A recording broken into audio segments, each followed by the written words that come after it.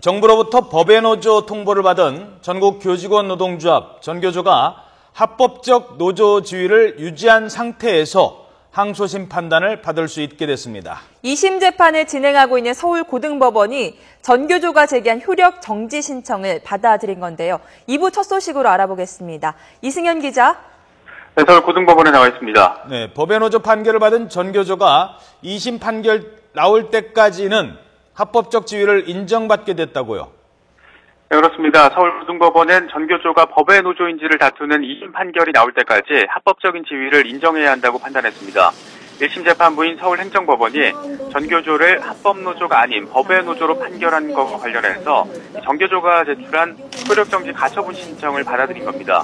이에 따라서 전교조가 제기한 분한소송 항소심 판결이 나올 때까지 정부의 법의 노조 통보 효력이 정지가 됩니다. 앞서 전교조는 지난달 23일 서울행정법원에 법의 노조 1심 판결에 대한 항소와 효력정지 가처분을 제기했지만 이 법원은 이유가 없다면서 기각 결정을 내렸습니다. 이에 전교조는 2심 재판을 맡고 있는 서울고등법원에 효력정지 가처분 신청을 냈고 법원이 오늘 이를 받아들였습니다. 네, 1심 법원이 기각한 가처분 신청을 고등법원이 받아들인 건데 어떻게 이 같은 판단이 나오게 될 수 있었을까요?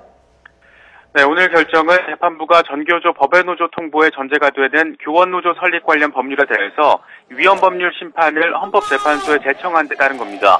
재판부는 교원노조법 조항이 교원의 헌법상 보장되는 단결권 그리고 평등권을 침해하는 위헌적 조항으로 의심할 만한 이유가 있다면서 위헌법률 심판을 제청한 만큼 신청인 이 전교조 측에 생길 손해를 예방하기 위해서 집행정지를 받아들였다고 설명했습니다.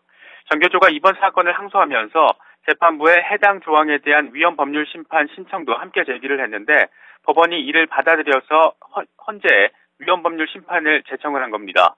앞서 전교조는 가처분 신청을 제기하면서 이 법의 노조 판결에 대한 2심 재판이 진행되는 동안 효력을 정지하지 않으면 전교조와 학교에 회복할 수 없는 손해가 발생할 수 있다고 주장했습니다. 다시 말해 전교조 노조 전임자 70명이 복귀하지 않으면 모두 해고될 위험에 놓여 있는 만큼 결과적으로 학교와 학생들의 손해로 이어질 수 있다는 겁니다. 전교조의 이 같은 주장 요지가 일리가 있다고 재판부가 판단을 한 것으로 보입니다. 앞서 1심 재판부인 서울행정법원은 지난 6월 정부가 전교조의 법의 노조로 통보한 것은 문제가 없다면서 이 전교조의 법적 지위를 인정하지 않았습니다.